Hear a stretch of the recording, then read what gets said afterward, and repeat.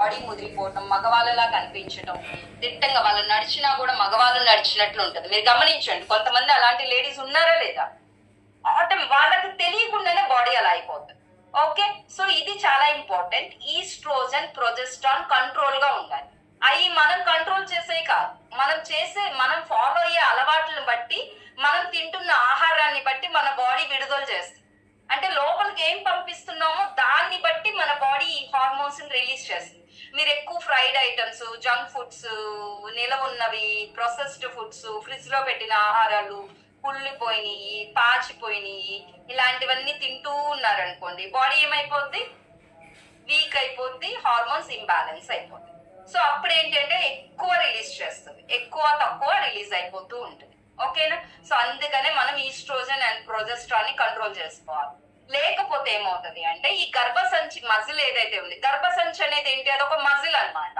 ఆ muscle plus fibrous tissue అని ఉంటుంది. ఆ ఫైబ్రస్ టిష్యూ ఎప్పుడు ఫామ్ అవుతుంది అంటే, కామన్ గా దాని రోల్ కొన్ని సెల్స్ కొన్ని టైమ్స్ లోనే మన బాడీలో పనిచేస్తుంది. అన్ని టైంలో అన్ని సెల్స్ వచ్చి పనిచేయవు.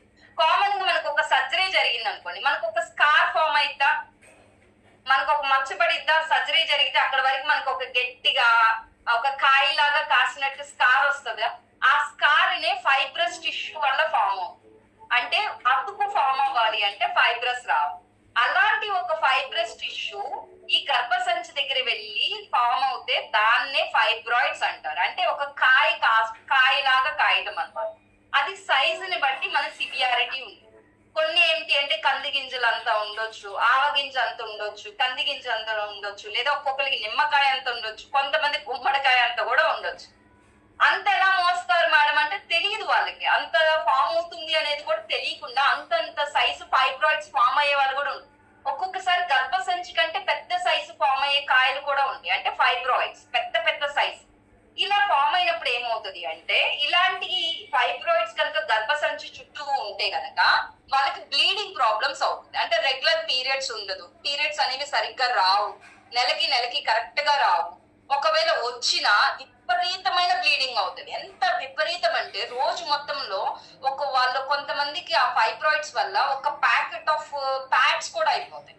కొంతమంది ఇది సరిపోక అంటే అసలు డే మొత్తం ఇంకా బ్లీడ్ అవుతూనే ఉంటుంది, సివియర్ గా అవుతుంది, వాళ్ళు ఎనిమిక్ అయిపోతారు. కొంతమంది ఇలాంటి ఫైబ్రాయిడ్స్ వచ్చి ఆ బ్లీడింగ్ వల్ల వాళ్ళ బాడీలో ఉన్న అంటే గుడ్ బ్లడ్ కూడా, కామన్ గా అయితే పీరియడ్స్ అంటే ఆ బ్లడ్ వేరు, బట్ ఈ ఫైబ్రాయిడ్స్ ఉన్న వాళ్ళకి మంచి రక్తం కూడా ఈ పీరియడ్స్ ద్వారా పోయి చనిపోయిన వాళ్ళు ఉన్నారు.